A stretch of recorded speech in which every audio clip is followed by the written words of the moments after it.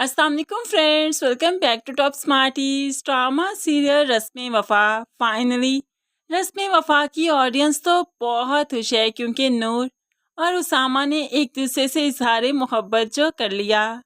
आज उसामा ने नूर को सच सच बता दिया कि जब से उसने मोहब्बत का मतलब समझा सिर्फ नूर को चाहा था, लेकिन फवाद और नूर में अंडरस्टैंडिंग देखकर उसने अपने कदम पीछे हटा लिए थे, अपने जज्बात अपने ही दिल में रखे। लेकिन कुदरत ने फिर नूर को उसामा को अता कर ही दिया। आज तो उसामा ने खुलकर सब कुछ कह डाला, सारे इजहार कर दिए, जिसके बाद नूर खुद को और भी खुशकिस्मत समझती है कि उसामा उसे टूट कर चाहता है। तो दूसरी तरफ राशिद साहिब पर यह बात आया हो चुकी है कि फवाद उनका बेटा था। ये तो उसामा है जो कि फवाद की एक्टिंग कर रहा है, तभी तो उन्हें डिप्रेशन हुआ कि उनकी तबीयत इतनी ख़राब हुई, हॉस्पिटल तक पहुंच गए। लेकिन राबिया ने किसी को कुछ भी नहीं बताया, बल्कि खुद ही सारा कुछ करती रही।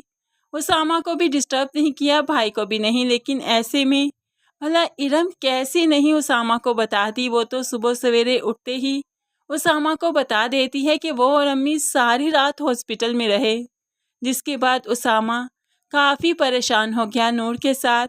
वो अब अपनी पुप्पो के घर आता है राशिद साहिब की इयादत करने के लिए। जैसे ही उनके घर आया, अब नूर के साथ आया, तो इरम का तो मुंह बन गया। उसे तो लगा था कि उसामा अकेले ही आएगा, लेकिन इस बार वो नूर को साथ लेकर आया। अब नूर तो राशिद साहिब के कमरे में नहीं जा सकती थी, तभी वो इरम और हाला के पास ही रुक गई और उसामा राशिद साहिब के कमरे में जाकर उनकी इयादत करने लगा।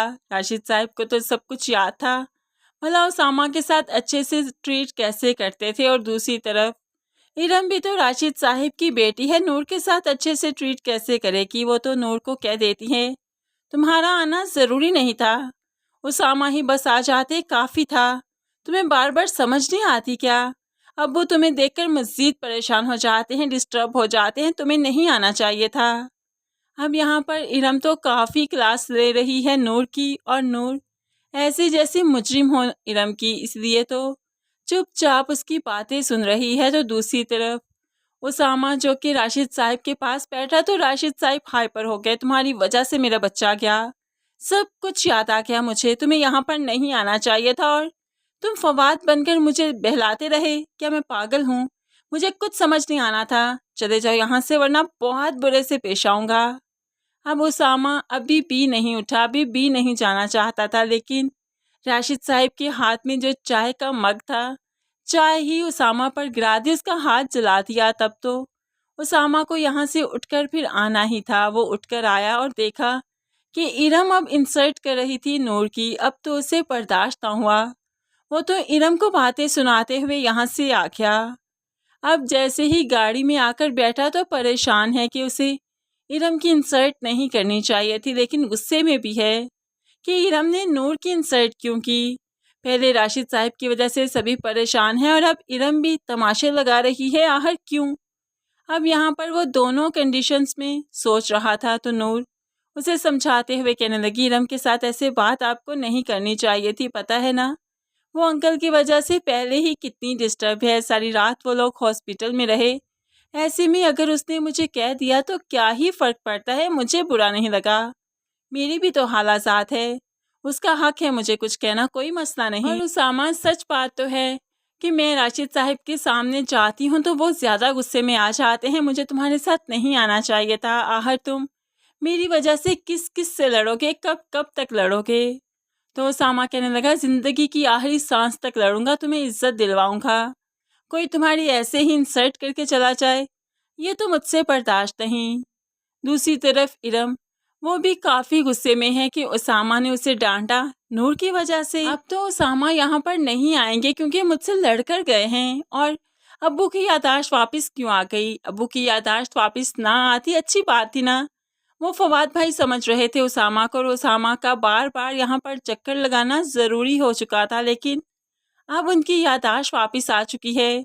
तो ऐसे में उसामा तो यहाँ पर नहीं आएगा। यानी कि यहाँ पर देखिए फ्रेंड्स कि इरम को अपने बाप की याददाश्त वापस आने की खुशी नहीं, बल्कि इस चीज़ का दुख है कि उसामा इस घर में अब नहीं आ सकेगा। यानी कि ये एक बेटी की खुदगर्जी दिखाई गई जिसे अपनी मोहब्बत से आगे माँ बाप भी नजर नहीं आ रहे। नूर और उसामा में मोहब्बत के बाद फिर से नोक-झोंक स्टार्ट हो गई। नूर तो कहने लगी, जब मैं छोड़कर चली जाऊंगी ना, फिर मालूम पड़ेगा, फिर मेरी कदर आएगी।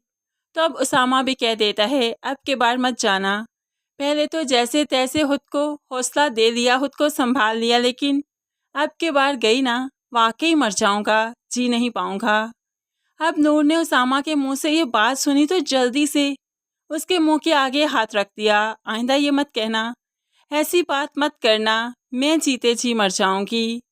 ये कहते हुए वो यहाँ से जाने लगी तो उसामा ने उसका हाथ पकड़ लिया। तो कह रही हो छोड़कर नहीं जाना, तो अब कहाँ जा रही हो? मुझे छोड़कर क्यों जा रही हो? मत जाओ ना, थोड़ी देर तो पास बैठो। इस तरह से नोक झोंक में प्यार मोहब्बत फिर से आ गया और नो डाउट यही प्यार मोहब्बत इस ड्रामे को 4 चांद लगा देगा। सब अपनी अपनी जिंदगियों में आगे बढ़ रहे हैं, लेकिन अलिशबा और इरम वहीं की वहीं खड़ी हैं। प्लानिंग्स करनी है, दूसरों के घरों को खराब करना है और अपना भी नहीं बसाना। ऐसे में ज़ारा को तो समझ आ चुकी है और ताहिर को भी। अब सास बेगम ने कोई बात की तो ज़ारा कह देती है, ताहिर भी समझ चुके हैं और मैं भी, कि इस घर में कौन सुकून नहीं चाहता, वरना हम दोनों तो वाकई सुकून चाहते हैं।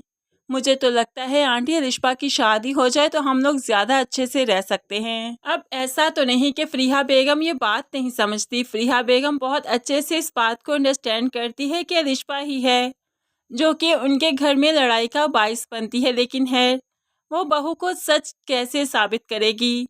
बहू का साथ तो नहीं देगी, वरना बेटी झूठी बन जाएगी। इसीलिए तो वो इस वक्त सिर्फ ज़ारा को ही डांटती है कि तुम्हारी हिम्मत कैसे हुई अलिशबा पर इस तरह की बात करने की?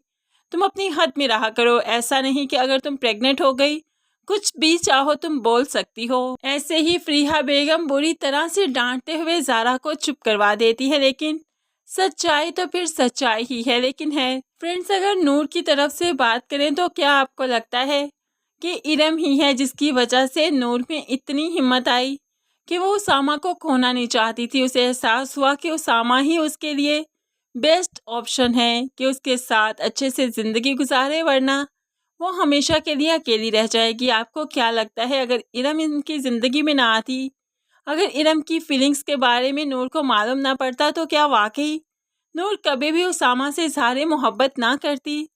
क्या इस तरह से उसने अपने रिश्ते को समझा, अपनी मोहब्बत को पहचाना?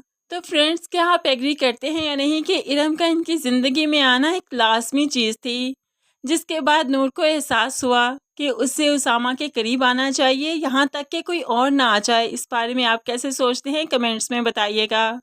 मज़ीद वीडियोस के लिए चैनल को सब्सक्राइब करके साथ ही बेल नोटिफिकेशन ज़रूर प्रेस कर लीजिए, ताकि आने वाली हर वीडियो बहुत आसानी से देख सकें। दुआओं में याद रखिएगा, अपना बहुत सारा ख्याल रखिएगा। नई वीडियो तक के लिए अल्लाह हाफिज़।